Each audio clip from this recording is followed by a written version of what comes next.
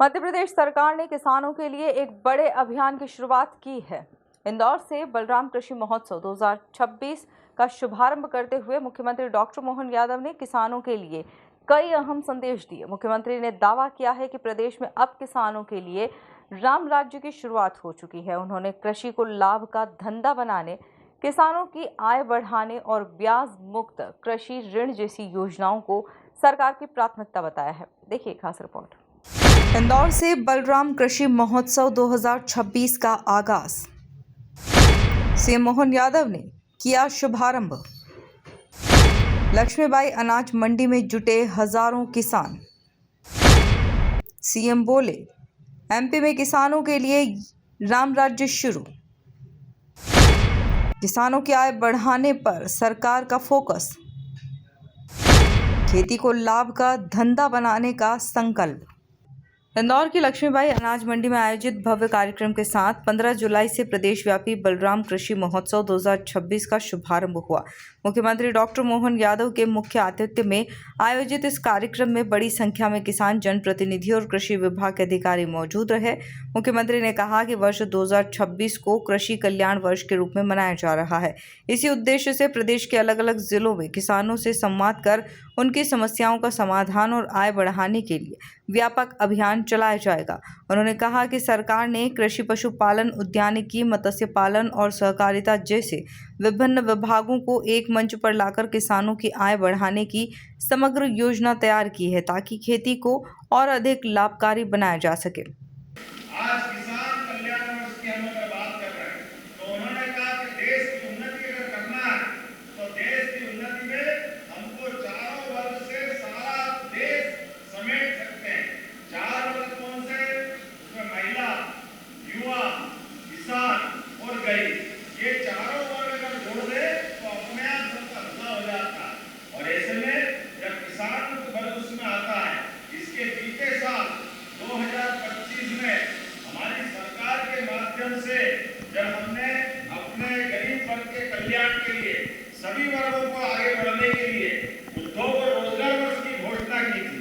और आप सबको मालूम होगा, पहली बार हमने अपने छोटे छोटे स्थान पर, संभाग केंद्र पर, जिला केंद्र पर, कई तो तहसील केंद्रों पर भी उद्योग और रोजगार वर्ष बना करके यहाँ रोजगार की जो बड़ी संभावना, उस पर काम करना प्रारंभ किया।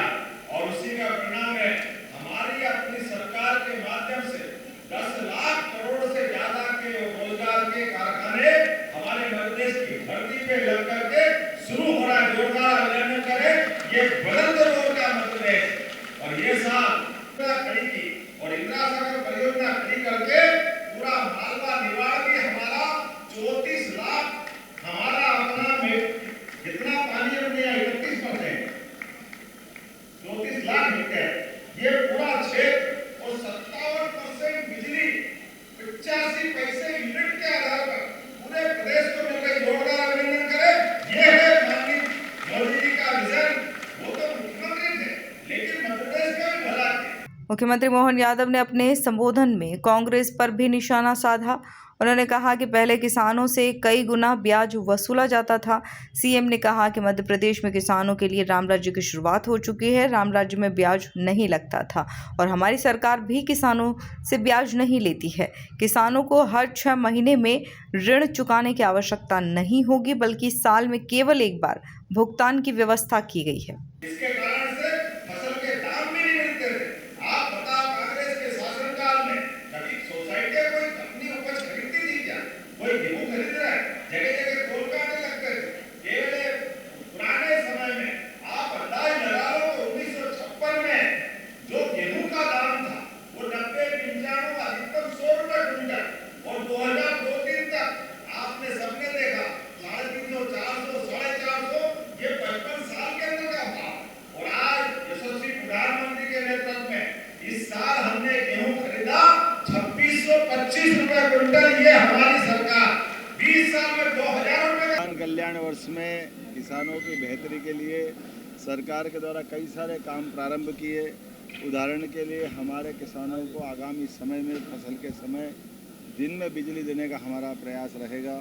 इसी के साथ साथ जहाँ जहाँ सिंचाई का रकबा भविष्य में संभावित है, लगभग 100 लाख हेक्टेयर से बढ़कर के क्षेत्र में सिंचाई की सुविधा दिलाई जाएगी, ताकि फसल किसानों की 2 फसल 3 फसल से उसकी आय बढ़ाए।